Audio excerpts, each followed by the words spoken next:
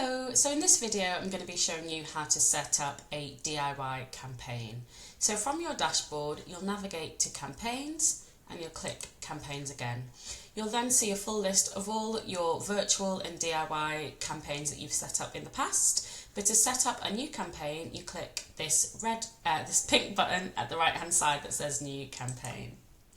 You'll then be presented with a screen, so there's two options here that you can select, virtual events or DIY fundraising. Obviously, in this example, we're looking at DIY fundraising, so we click the button here, and you're presented with 4 stages to build your DIY campaign. The first is obviously the campaign settings, then the registration form, the fundraiser settings, and finally the email journey.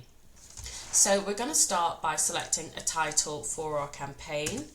So for this one, I'm just going to call it Community Fundraising. And you can also have a public campaign name as well. So I'm going to copy and paste and use the same one. You can have a description of the campaign. And then you have your labels that you can add. So these are really useful for adding perhaps your internal income coding to the registrations that are set up. And default labels as well that helps you sort your fundraisers. So these can all be set up here. If there is a Facebook group that's relevant for this DIY campaign, you can add this here. And then if you have Converser or Slick Text, which are both SMS platforms enabled and you're using them as part of this campaign, you can enable them here. And finally, if you have a leads form on Meta, on Facebook, then you can add that in here and that will link into your DIY campaign. So I'm going to click Save and Continue. And then the next step is setting up your registration form. So this is the form that your supporters will fill out to tell you what they're doing and to set up their fundraising page. So first you set up the title. I'm just going to call it Community Fundraising Reg Form. You can obviously add your charity logo. The type will obviously be pre-populated as DIY fundraiser event and that cannot be changed. You can edit your default greeting, which is the part here that comes at the top of the form, and the default message as well, and that pops up underneath the default greeting. Then you have all of your form fields, so there are some that are already kind of set on here, but these can be fully edited. You can toggle on and off any field here, so if you want the address or the phone number.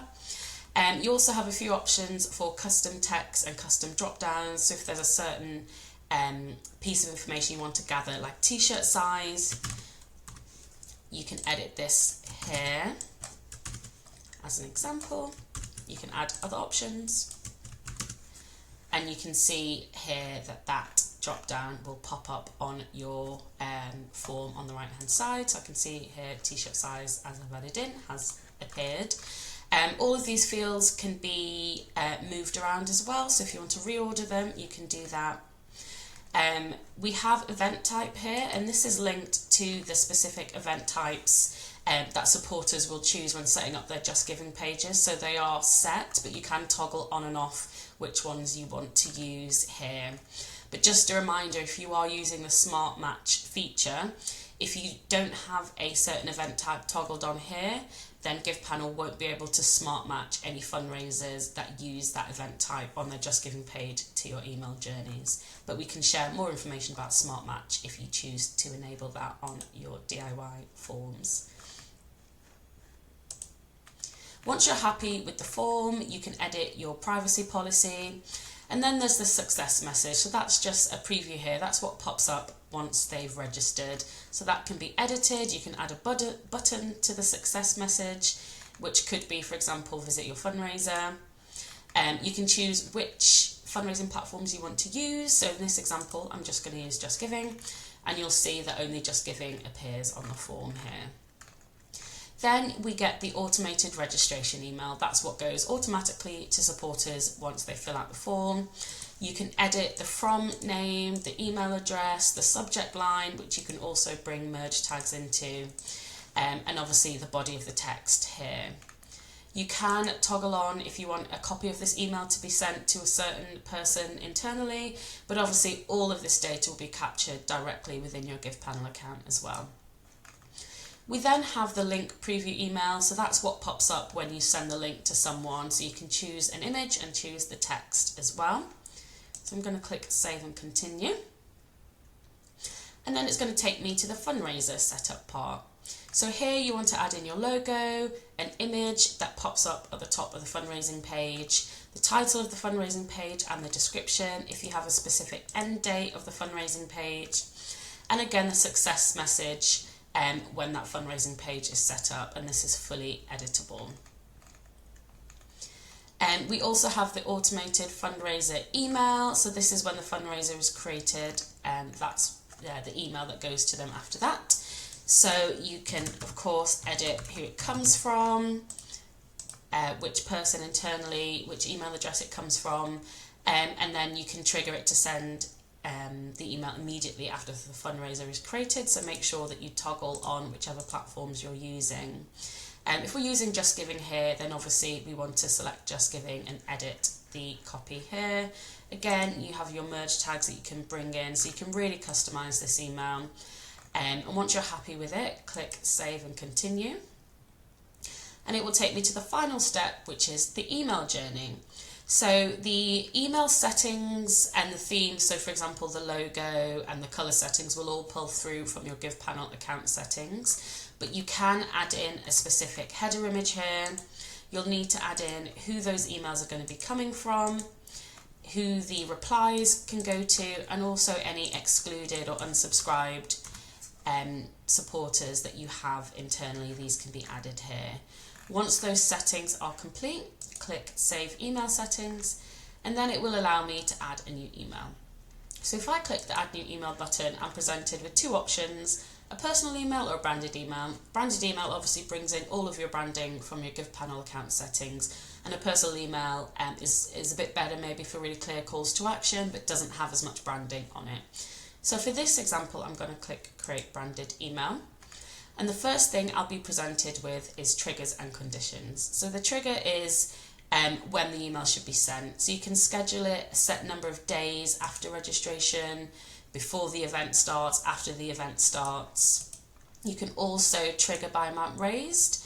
So if someone hasn't raised any money, they can receive an email prompting them to get fundraising, or you can send an email to anyone that's raised over X amount and congratulating them. There's lots of different ways that you can use your triggers here.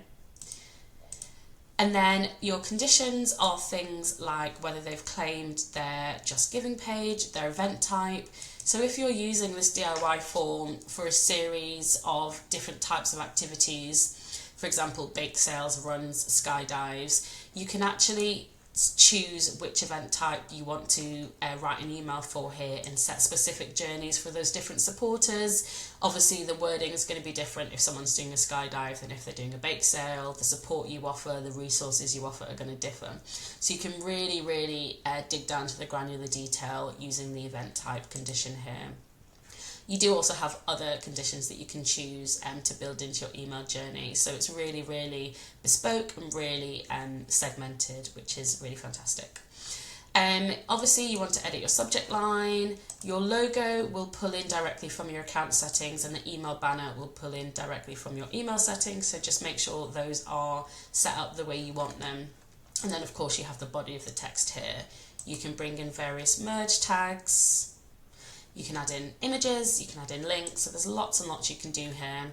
And you can also send a test email, which is really helpful to see what that email will look like.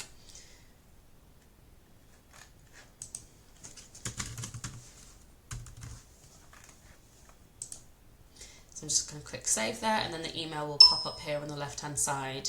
And that's basically it. So you can click Finish once you've built your entire email journey.